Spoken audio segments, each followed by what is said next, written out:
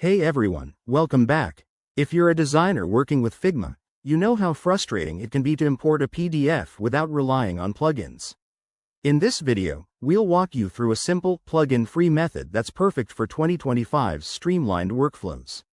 This technique not only saves time but also keeps your projects lightweight and efficient.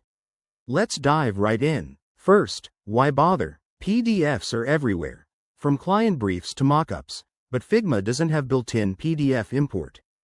Don't worry, we'll use a quick workaround to convert and import seamlessly. The key is to turn your PDF into an image format that Figma loves, like PNG or JPEG. Step 1. Open your PDF in a free tool or software.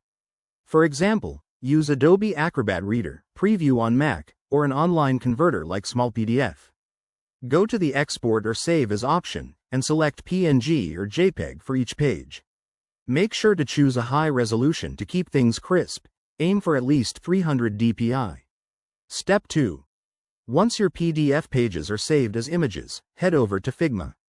Open a new file or the one you're working on. Now, drag and drop the image files directly into the Figma canvas. It's that straightforward. If you're on the web version, you can also use the Import button in the File menu. Step 3.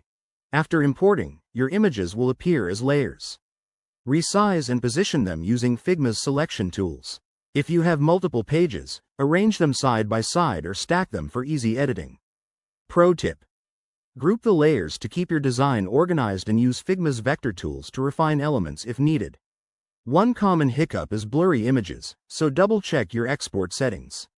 If your PDF has vector graphics, consider converting it to SVG first for better quality, though that might require an extra step.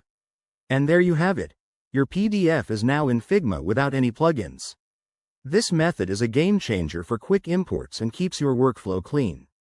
Try it out on your next project and let me know in the comments how it goes. If you found this helpful, give it a thumbs up and subscribe for more design tips. Thanks for watching, and I'll see you in the next one.